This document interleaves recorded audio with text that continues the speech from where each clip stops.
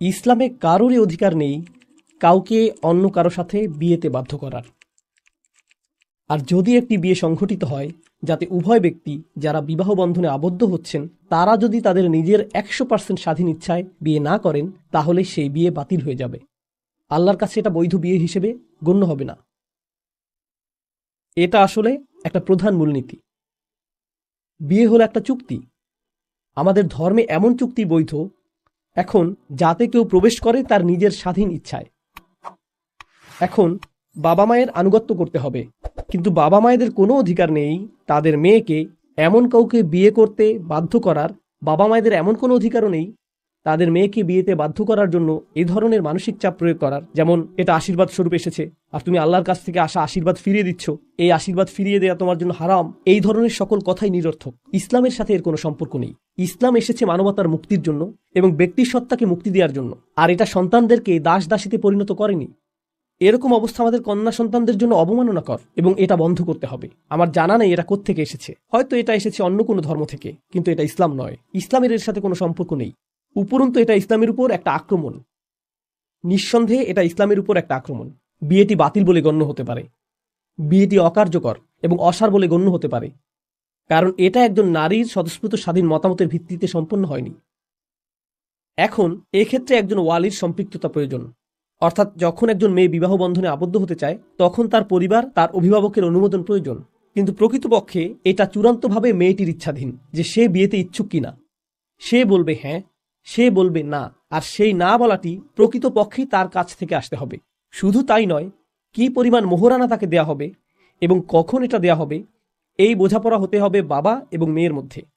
আর আরও সামনে গিয়ে আমি বলতে চাই, আমি পরোয়া করি না যদি এজন্য আমি বিপদে পড়ি, কারণ সত্যকে সত্য হিসেবেই উপস্থাপন করতে হবে। কখনো কখনো বাবা মায়েরা অত্যাচারী হয়ে যান, কোনো কোনো বাবা ঘরের কোনো ব্যয়ভার বহন করেন না, কখনো তাদের নেশায় আসক্তির মতো সমস্যা থাকে, এর ফলে ঘরের খরচ নির্বাহের জন্য মাকে কখনো দ্বিগুণ কাজ করতে হয়। কিন্তু যখন বিয়ের প্রসঙ্গ আসে তখন বাবা বলে ওঠেন, আমি হলাম অভিভাবক, আমি সিদ্ধান্ত নিব তুমি কাকে বিয়ে করবে। যদি একজন বাবা ঘরের ব্যয় নির্বাহ না করে থাকেন এবং গৃহের রক্ষণাবেক্ষণ না করে থাকেন, তিনি বাবা হিসেবে তার ভূমিকা পালন না করে থাকেন, এক্ষেত্রে তার অধিকার শূন্য এই বিষয়ে হস্তক্ষেপ করার যে মেয়েটি কাকে বিয়ে করবে। শূন্য। কারণ আপনি একটি ঘরের অভিভাবক তখনই হবেন যখন আপনি সেই ঘরের রক্ষণাবেক্ষণ করবেন, যখন আপনি সেই ঘরের সদস্যদের দেখাশোনা করবেন। আপনি নিজেই যদি সেই ঘরের প্রতি অত্যাচারী হন, তখন আপনি আংশিকভাবে ইসলামের একটি অংশ নিয়ে বলতে পারবেন না যে আমি এখন কর্তৃত্ব দেখাবো। এটা অত্যন্ত গুরুত্বপূর্ণ একটা বিষয়। আমার কথাগুলো এখন নিয়ে কেউ অপব্যবহার করতে পারে, বিশেষ কোনো পরিবারের উদ্বুদ্ধ কোনো পরিস্থিতির উপর। সে বলতে পারে, নোমান আলী খান এটা বলেছে, আমাকে তোমার কথা মতো চলতে হবে না। এতে আমি সমস্যায় পড়ব না, সমস্যায় পড়বেন আপনি। আপনি যদি এমনটা করেন তাহলে সুযোগের অসৎ ব্যবহার করা হবে। তাহলে আপনার অসৎ উদ্দেশ্য চরিতার্থ করার জন্য কিছু শুনে সেখান থেকে সুবিধামতো অংশ বাছাই করে তার অপব্যবহার করা হবে। এরকম করলে এজন্য আল্লাহর কাছে আপনার জবাবদিহি করতে হবে এবং আপনাকে দুঃসাহসের পরিচয় দিতে হবে এই বিষয়ে আল্লাহর সম্মুখীন হওয়ার ব্যাপারে। আমি এখন বাবা মায়েদের উদ্দেশ্যে বলছি, আল্লাহকে ভয় করুন।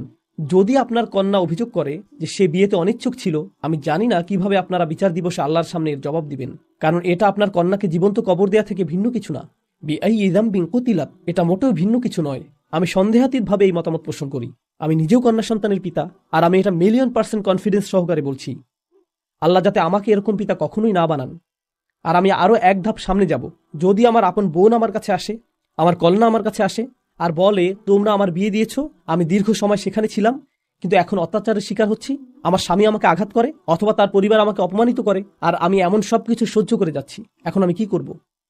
আমি আল্লাহকে ভয় করি যদি এরকম কথা আমার মুখ দিয়ে বেরিয়ে আসে, দেখো তোমার যদি তালাক হয় এটা আমার পরিবারের সুনাম নষ্ট করবে, সমাজের কাছে আমরা কিভাবে মুখ দেখাবো, তোমার ছোট বোনকে কিভাবে বিয়ে দিব, তোমার ছোট বোনকে কে বিয়ে করবে? তোমার চক্ষু লজ্জা থাকা উচিত। পরিস্থিতির সাথে মানিয়ে চলো, সমস্যার কিছু নেই। আমাদের সবারই এমন বিষয় মানিয়ে চলতে হয়, সমস্যার কিছু নেই। এটা জীবনেরই অংশ। এটা কোন জীবনের অংশ? মুশরিকের জীবন, কাফেরের জীবন। ইসলাম এসেছে রহমত হিসেবে। ইসলাম এসেছে রহমত হিসেবে।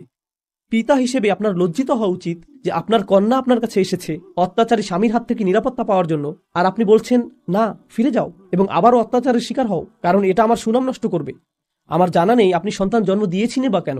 যদি আপনি পিতা হওয়ার অর্থই না বুঝেন, আপনার কন্যার নিরাপত্তা নিশ্চিত করুন, আপনার বোনের নিরাপত্তা নিশ্চিত করুন, কন্যার নিরাপত্তা নিশ্চিত করুন। আর যদি বাবা কিংবা ভাই কাজ না করে, তাহলে চাচাদের এটা করা উচিত। দাদা দাদি এগিয়ে এসে সেই সকল মেয়েদের নিরাপত্তা নিশ্চিত করা উচিত, তাদের এটা করা উচিত। আমাদের ধর্ম হলো মুক্তিদানকারী ধর্ম, এটা কোনো কারাগার নয়। এটা কারো উপর অত্যাচার করতে আসেনি, বিশেষভাবে নারীদের উপর তো নয়।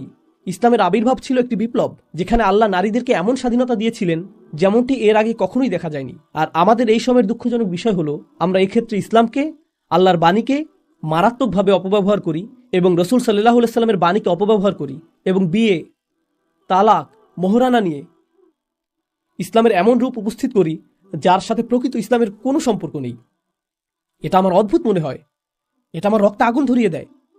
পুরো আলোচনাটিতে আমি রাগান্বিত হয়নি, কিন্তু এটা রাগান্বিত হওয়ার মতো বিষয়। আপনাকে ধন্যবাদ প্রশ্নটি করার জন্য, আসলেই ধন্যবাদ। কারণ যে কোনো মেয়েকেই বাধ্য করা হোক, আমি তাকে আমার নিজের মেয়ের চেয়ে অথবা বোনের চেয়ে ভিন্ন মনে করি না।